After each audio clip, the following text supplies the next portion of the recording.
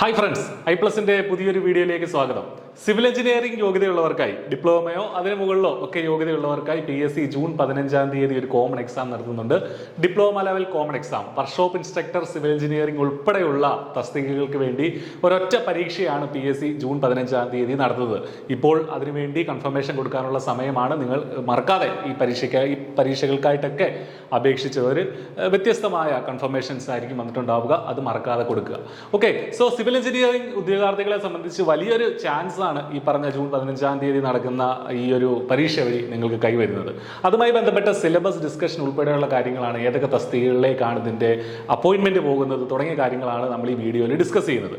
Okay, 12ഓളം തസ്തികകളിലേക്ക്, ഒരു പരീക്ഷയിൽ നിന്ന് 12ഓളം തസ്തികകളിലേക്കാണ് നിയമനം വരിക സിവിൽ എഞ്ചിനീയറിംഗ് ഉദ്യോഗാർത്ഥികളെ സംബന്ധിച്ചിട്ട്. ഏറ്റവും പ്രധാനമായിട്ട് workshop instructor civil engineering technical എഡ്യൂക്കേഷനിൽ സംസ്ഥാനത്തെ എഞ്ചിനീയറിംഗ് കോളേജുകളിലും മറ്റും വർക്ക്ഷോപ്പ് ഇൻസ്ട്രക്ടർ ആകാനുള്ള ഒരു സുവർണ അവസരമാണ് നിങ്ങൾക്ക് ഈ പരീക്ഷ വഴി കൈവരുന്നത്. 34 വേക്കൻസികൾ നോട്ടിഫിക്കേഷനിൽ തന്നെ ഉൾപ്പെടുത്തിയിട്ടുണ്ടായിരുന്നു. തീർച്ചയായിട്ടും അപ്പോയിൻമെന്റ് വരുമ്പോൾ തീർച്ചയായിട്ടും ഒരുപാട് വേക്കൻസികൾ, അതിൻ്റെ ഇരട്ടിയിലേറെ വേക്കൻസികൾ ഉണ്ടാകും എന്നുള്ളത് ഉറപ്പാണ്. അതുകൂടാതെ ഓവർസിയർ ഗ്രേഡ് 2 കേരളത്തിലെ യൂണിവേഴ്സിറ്റികളിൽ overseer grade 2, field assistant hydrographic സർവൈവിംഗിൽ field assistant, overseer grade 2 Kerala state industrial enterprises ലിമിറ്റഡിൽ ഓവർസിയർ ഗ്രേഡ് 2, കൂടാതെ engineering assistant Kerala state industrial enterprises ലിമിറ്റഡിൽ തന്നെ എഞ്ചിനീയറിംഗ് അസിസ്റ്റന്റ് തസ്തികയിലേക്കും, ഡ്രാഫ്റ്റ്സ്മാൻ ഗ്രേഡ് 1 ഹാർബർ എഞ്ചിനീയറിംഗിലെ ഡ്രാഫ്റ്റ്സ്മാൻ ഗ്രേഡ് 1 തസ്തികയിലേക്കും, ഡ്രാഫ്റ്റ്സ്മാൻ ഗ്രേഡ് 2 SC/ST ഡെവലപ്മെന്റ് കോർപ്പറേഷനിലെ ഡ്രാഫ്റ്റ്സ്മാൻ ഗ്രേഡ് 2 തസ്തികയിലേക്കും, engineering assistant grade 2 Kerala state construction corporation ലിമിറ്റഡിൽ എഞ്ചിനീയറിംഗ് അസിസ്റ്റന്റ് ഗ്രേഡ് 2 തസ്തികയിലേക്കും, overseer grade 2 Kerala land development corporation ലിമിറ്റഡിൽ ഓവർസിയർ ഗ്രേഡ് 2 തസ്തികയിലേക്കും, പോർട്ടിൽ ഹൈഡ്രോഗ്രാഫിക് സർവൈവിംഗ് തന്നെയാണ് ഡ്രാഫ്റ്റ്സ്മാൻ ഗ്രേഡ് 1 തസ്തികയിലേക്കും ഈ ഒരൊറ്റ പരീക്ഷയിൽ നിന്നാണ് അപ്പോയിൻമെന്റ് നടക്കുന്നത്. അപ്പോൾ നമുക്കറിയാം, ഇതിന് സെപ്പറേറ്റ് ആയിട്ട് അപേക്ഷിച്ചവരാകും നിങ്ങൾ. എല്ലാവരും ഇതിനെല്ലാത്തിനും അപേക്ഷിച്ചിട്ടുണ്ടാവണം എന്നുമില്ല. സോ ഈ സെപ്പറേറ്റ് ആയിട്ടായിരിക്കും നിങ്ങൾക്ക് ഇതിന്റെ കൺഫർമേഷനും. അപ്പോൾ നിങ്ങൾ ഏതിനാണോ അപേക്ഷിച്ചത് അതിന് മാത്രമായിരിക്കും, നിങ്ങൾ റാങ്ക് ലിസ്റ്റിൽ ഉൾപ്പെടുകയാണെങ്കിൽ, ഈ പരീക്ഷയുടെ കട്ട് ഓഫിന് മുകളിൽ വരികയാണെങ്കിൽ സെപ്പറേറ്റ് കട്ട് ഓഫും ആയിരിക്കും ഓരോ തസ്തികയിലേക്ക്. അപ്പോൾ സെപ്പറേറ്റ് റാങ്ക് ലിസ്റ്റും അതിന് നിങ്ങൾ അപേക്ഷിച്ച തസ്തികയിലേക്ക് മാത്രമായിരിക്കും, ആ റാങ്ക് ലിസ്റ്റിൽ മാത്രമായിരിക്കും നിങ്ങൾ ഇൻക്ലൂഡഡ് ആവുക. സോ എനിവേ 60ലധികം വേക്കൻസികൾ നോട്ടിഫിക്കേഷനിൽ, ഇതെല്ലാം കൂടെ നോക്കിയാൽ നോട്ടിഫിക്കേഷനിൽ തന്നെ 60ലധികം വേക്കൻസികൾ ഇതിലുണ്ട്. ഇതിന് പുറമെ ട്രാൻസ്ഫർ ഓവർസിയർ ഗ്രേഡ് 1 PWDയിലും ഇറിഗേഷനിലും ഓവർസിയർ ഗ്രേഡ് 1 ട്രാൻസ്ഫർ റിക്രൂട്ട്മെന്റ് പരീക്ഷയും, ആ ഒരു തസ്തികയിലേക്കുള്ള പരീക്ഷയും ഇത് തന്നെയാണ് PSC പ്രഖ്യാപിച്ചിരിക്കുന്നത്. ഞാൻ ആ ട്രാൻസ്ഫർ റിക്രൂട്ട്മെന്റ് ഇതിൽ ഇൻക്ലൂഡ് ചെയ്തിട്ടില്ല. ഇത് ഡയറക്റ്റ് റിക്രൂട്ട്മെന്റിന്റെ ലിസ്റ്റാണ്, ഈ പറഞ്ഞ 10 തസ്തികകളും. സോ തീർച്ചയായിട്ടും വലിയൊരു ഓപ്പർച്യൂണിറ്റിയാണ് നിങ്ങൾക്ക് വരുന്നതെന്ന് മനസ്സിലാക്കുക. ജൂൺ 15 ഈ പരീക്ഷ നടക്കുന്നത്. ഇനി ഒരു 2.5 മാസമേ നമ്മുടെ മുന്നിലുള്ളൂ. കൃത്യമായിട്ട് പഠിച്ചു കഴിഞ്ഞാൽ ഒരു വിശാലമായ ഒരു സിലബസ് ആണ്. PSC വളരെ വിശദമായിട്ട് സിലബസ് പ്രസിദ്ധീകരിച്ചു, അത് നമുക്ക് ഡിസ്കസ് ചെയ്യാം. പക്ഷേ കൃത്യമായിട്ട് ഷെഡ്യൂളോടുകൂടി പഠിച്ചു കഴിഞ്ഞാൽ തീർച്ചയായിട്ടും ഈ ഒരു പരീക്ഷ വഴി തന്നെ നിങ്ങൾക്ക് സർക്കാർ സർവീസിൽ കയറാനായിട്ട് സാധിക്കും.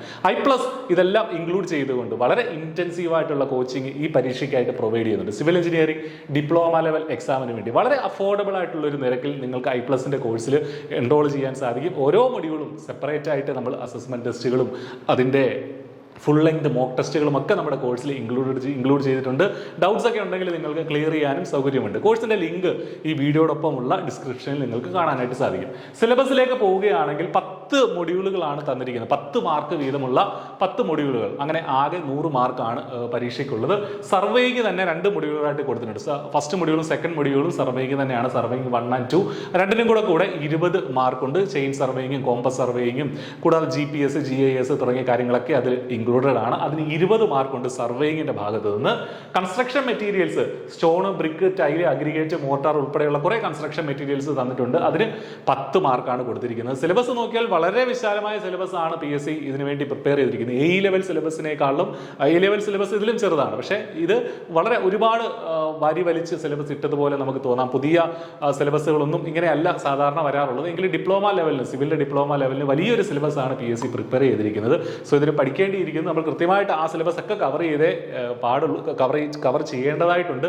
പക്ഷേ ലെവലിനേക്കാളും കൂടുതൽ തിയറിറ്റിക്കൽ പാർട്ടിനെ ആയിരിക്കും നമ്മുടെ ഡിപ്ലോമ ലെവൽ പരീക്ഷകൾക്ക് പ്രാധാന്യം. അതുകൊണ്ട് ആ ലെവലിൽ വേണം നമ്മുടെ പഠനം മുന്നോട്ട് കൊണ്ടുപോകാൻ. എനിവേ തിയറിറ്റിക്കൽ പാർട്ട് എന്ന് പറഞ്ഞാൽ ഈ പറഞ്ഞതുപോലെ സ്റ്റേറ്റ്മെന്റ് വൈസ് ക്വസ്റ്റ്യൻസും മാച്ച് ദ ഫോളോയിങ്ങും ഒക്കെ നമുക്ക് ഇതിനകത്ത് ഇൻക്ലൂഡഡ് ആയിരിക്കും. അത് നമ്മൾ പ്രതീക്ഷിക്കണം.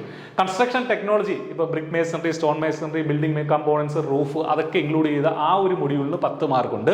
അതുകൂടാതെ mechanics of solids, centroid, centre of gravity, beam, torsion, simple bending തുടങ്ങിയ ബേസിക് ആയിട്ടുള്ള കാര്യങ്ങൾ തന്നെയാണ്. അതിനും 10 മാർക്ക്. മെക്കാനിക്സിന്റെ ചില പോർഷനും ഈ ഒരു മൊഡ്യൂളിൽ വരുന്നുണ്ട്, അതിനും 10 മാർക്കുണ്ട്. ക്വാണ്ടിറ്റി സർവേയിങ്ങും വാല്യുവേഷനും അതിനും 10 മാർക്ക് അതിന് ഇൻക്ലൂഡ് ചെയ്തിട്ടുണ്ട്. Irrigation engineering and hydrology, canals, dams തുടങ്ങിയ കാര്യങ്ങളൊക്കെ അതിനകത്ത് ഇൻക്ലൂഡ് ചെയ്ത് ആ മൊഡ്യൂളിനും 10 മാർക്കുണ്ട്.